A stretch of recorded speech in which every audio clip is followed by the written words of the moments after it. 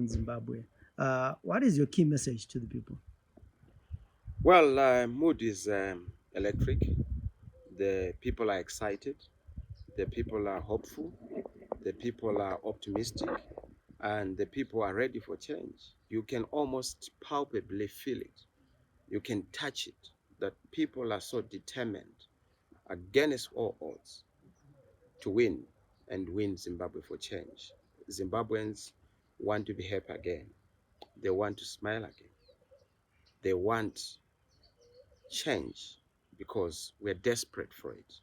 It's what is good for the country. It's what is good for the people, the citizens. So yes, I've been to Harare, to Manicaland, to Masvingo, to Bulawayo, Matabeleland. I'm now going to Midlands. The mood is the same. The clarion call is the same. The chorus for change and the hymn for transformation is absolute, very eloquent, very loud and clear. People are ready for change. In the past, we have seen the police stopping your meetings or canceling some of your rallies. Going to elections, do you think this is going to be a problem in your campaign? Well, it's a problem because they are also, even up to now, they are interfering with our meetings. They did not accept our meetings to hold those meetings at various places. For example, we had to hold our meetings at our offices and even private, residences or homesteads for people. Why? Because they are so scared. They are scared of us just holding meetings and meeting with the people, sharing our agenda. You know that we have said 2023 is a great year for citizens' victory for change. That is our theme for the year. That is our agenda for the year. So the Zimbabwe Agenda 2023 is those critical signposts. We need to share them with the people, with the citizens, because they came from the citizens, and we must now be able to articulate to them to say, what are the priorities? And what we have seen is that there's discomfort from the police, but it's not the police, from ZANU-PF, for us to be meeting with the people, because they thought that they'd buried us. Little did they know that when they were doing all the skullduggery, the tomfoolery, they were actually planting us, and we have even germinated in a bigger way. The movement is bigger, the citizen movement is growing stronger, and I can tell you that from border to border, from north to south, Zambezi to Limpopo, the movement is in good shape, very healthy, growing, and an exciting moment for the people of Zimbabwe. Yeah, we are going towards elections, and obviously there is going to be campaigning. But before you get to that, there's the issue of candidate selection. And in the past, we have seen, usually when there are positions involved, people tend to fight or push each other. What's your policy when it comes to candidate selection? Well, so we are different from other parties. Other parties are asking for people to bring CVs as if it's an employment. They say who are the people who want to be candidates, so they want CVs. In our movement, it's different. It's not about who wants, it's about who is needed and wanted. It's not about who is willing to stand for being MP or councillor or even president. It's about who the citizens want in the communities.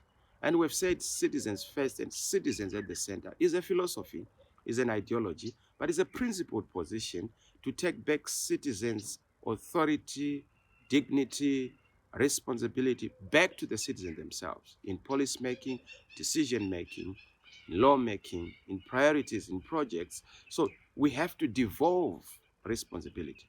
Let the citizens be the thermometer, gauging the temperature of society and community in the nation, and reflecting their wills, their feelings, and their aspirations and hopes, their anxieties. But we also want the citizens to be the thermostat, dictating the temperature of society. Apart from just being a thermometer, the citizen must also be the thermostat. A thermostat dictates and defines temperature. A thermometer measures and gauges temperature. So the citizen must be both. The citizen must be the one who defines the big idea of our society. We must move from big men to big ideas. The citizen must define the strength of our institutions. We move from the strong men to strong institutions. the citizens being at the center. That has been our philosophy, that continues to be our philosophy. It then cascades and gets escalated to candidate selection. We have said any candidate who is going to be elected is going to come from the citizens and the people. And mind you, when I went around the country on a citizen tour, the people told me that we want to give you our representatives. People know their leaders. You go to Malembuzi, you go to Bulilima, you go to Mangwe, you go to Cholocho, you go to Ngai. They know who their leaders are. They are leaders there. There is no community without leadership. There is no community without its leaders. It is those leaders whom we want to see in parliament, in council, in local authorities, in the district councils, in the cities, in the towns. How are we going to get that? We have a four-pronged approach.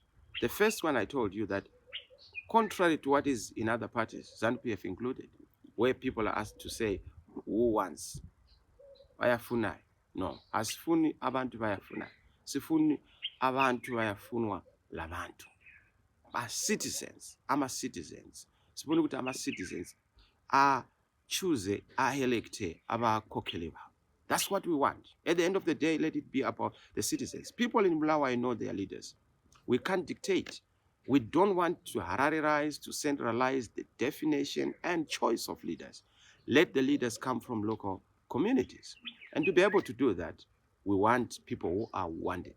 We want people whom the citizens are going to say, these are our leaders. How are we going to arrive at that four-pronged approach? Number one, we need to make sure that we have a nomination.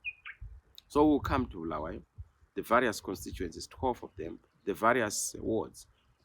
Nominate those whom you feel are good leaders, as citizen champions, as people of integrity, as people of honor, as people who are accessible, who are available, who are credible, people who have an integrity of serving, having served community, but also having made an impact in people's lives. That is what we are looking at. Let us have those. If we are going to have that nomination, perhaps in a constituency you have two or more. Where there are two or more, we'll have to then take them to the next stage, which is vetting. And once they are vetted, to make sure that security-wise and also credibility-wise, integrity-wise, they don't have a record that is checkered.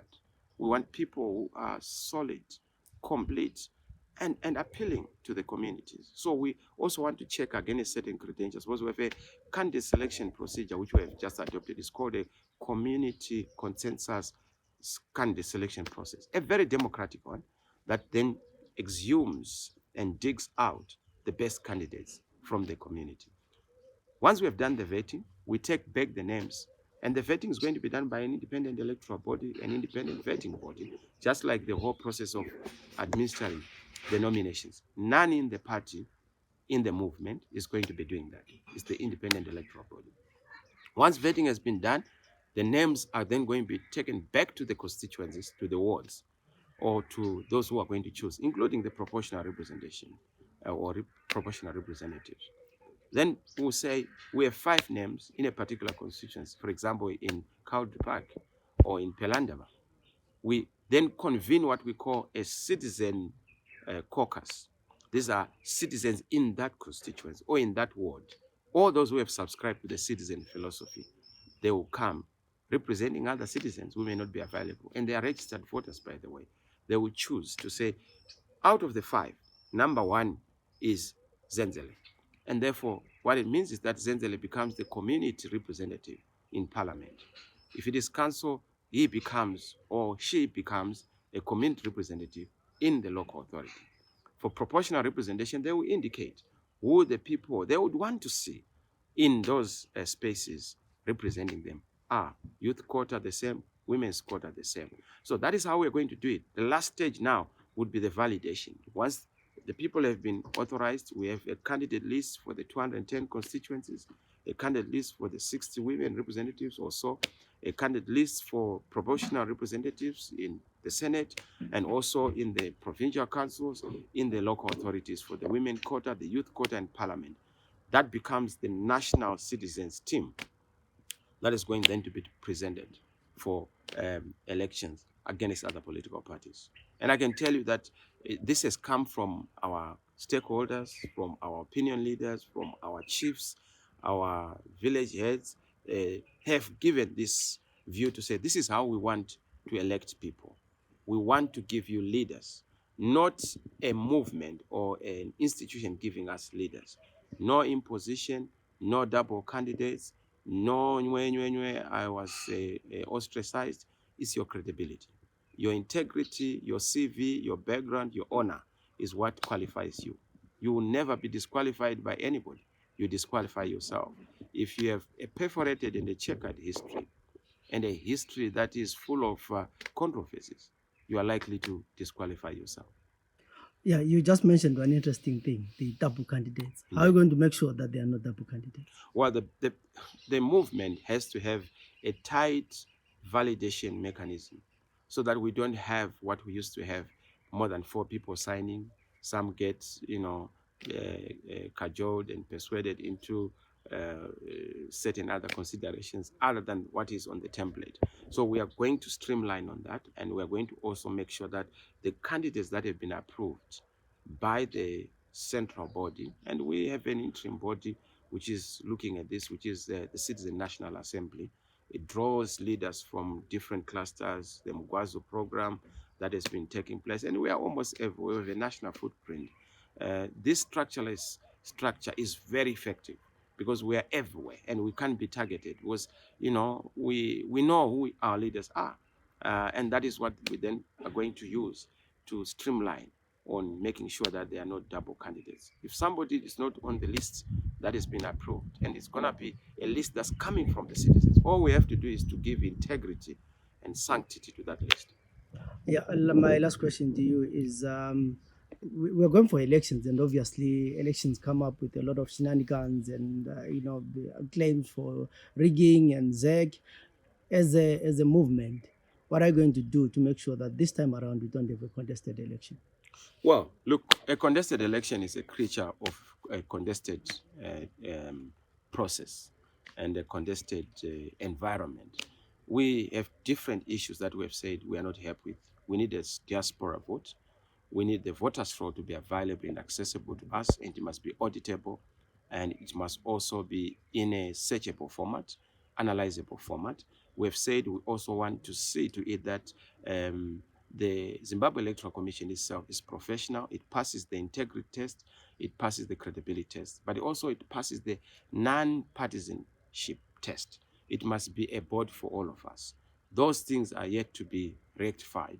We've also said that even in terms of the security of the vote and the security of the voter, people must be free to choose their own leaders, not this command voting, this frog marching of people, their names being written, people being chaperoned onto the voters' polling booth, abuse of our traditional leaders and crowheads, abuse of our state institutions, drawing them into politics, drawing them into parties. Our army, our police, our intelligence services, our civil servants, our traditional leaders, our church leaders are not supposed to be drawn into partisan politics. That's reducing their integrity, reducing their status, reducing their national and patriotic flavor. These are national institutions. They must be respected as national institutions, not to drive them or to draw them into unpopular political projects like a political party. They are above political parties. They are beyond and above political parties, and must be respected as such. So yes, we are making sure that we deal with the security of the vote. We are making sure that we have access to the voters' roll. And we are also looking at the bill that's before Parliament, which is supposed to be an electoral bill. We've put our suggestions to that bill around issues to do with transitional clauses. We must be able to know when handover is going to be done, takeover is going to be done. We have had a situation with Mr. Mugabe, and of course, people in ZANU-PF have successively succeeded themselves over and over again. So they've never bothered to then put mechanisms to say, how is power transacted and conveyanced from one leader to another? Because it's something that they never imagined and they don't even fathom it. But we need that to be put and cast in stone. In the United States of America, in Ghana, in other jurisdictions, you know that on a particular day, it's an inauguration. And before the inauguration is done, the obligation on the players or candidates is this. Even those who are in opposition in other countries, if you are a candidate, you have access to intelligence and security information and briefs. That's what is normal, not this kind of adversarial thing. This is ED, this is Chamisa. No. The country is bigger than individuals. We must not fight. Izanza siyagesa. Let's be one people. Let's be one nation. Let's come together. Let's reason together. This is our country. An election is not a fight. An election is dialogue through the ballot, and it's dialogue in a civilized manner. Let's choose the best leader for the country. The one who is not chosen must also assist, because he's a leader in their own right, and they must be given the necessary space to also contribute to national discourse. Not these fights, not this boxing, not this wrestling. Politics is not rugby, where it is about the muscle, or neither is it boxing or wrestling. We must look at the ideas. It's an osmosis of ideas, a contest of ideas and solutions to our great country. So yes, we have problems with the electoral environment, and we'll make sure that we reach out to all those who care to listen within the country, and of course in the region, SADC and AU, to make sure that there is underwriting of this whole process beyond contestation. But we are doing a lot to make sure that we don't have a disputed election in this country. One of the issues that have always been coming up after the elections is the issue of mayors, who becomes a mayor. What are you going to do different this time around? Well, thank you for asking that question. In fact, it's the most important question. Our cities need real leadership. They need city fathers or city mothers, mature people, competent people, credible people, people of honor. And so we have come up with a new method of choosing. Beforehand, under normal circumstances, we would actually want executive mayors to be restored. That's the best way, so that people choose their executive mayors, or howsoever they are chosen, but they are executive mayors with authority to be able to respond to the residents, and with the necessary right of recall provisions for the residents in case the mayor or the councillors have failed to perform. But for the meantime, we are going to make sure that we have citizens and residents in a particular city or town to tell us whom they want to be their mayor, so that we make sure that they come through as a councillor. And would, of course, as we go to them, we will tell them that if you choose us as a citizen movement, so and so is going to be the mayor of Bulawayo, so and so is going to be the mayor of Harare, so that people are not shortchanged. We have seen that a lot of the people who then end up being mayors and councillors are people who are away without official leave, people who are absent in terms of their capacity, absent in terms of their hearts, their ability to serve people, and they are loyal to the residents, also absent even physically. So we want leaders who are present, leaders who are able to provide that necessary leadership. Corruption has been one of the biggest headaches for me. People generally want to amass things. We do not want careerists. We do not want people who want to amass izinto, things, bringing things unto themselves, stands, trying to get vehicles, trinkets, and trappings of office. That's not what we are looking for. We are not looking for the pioneer column kind of leadership. We want leaders who are able to serve. We want people who are not going to serve their stomachs and their own aspirations, but people who are going to serve you, the residents, the citizens. We want people who are going to be able to make a difference, people who are servant leaders, who are able to serve community. Because to lead is to serve. To lead is to make a difference. To lead is to transform.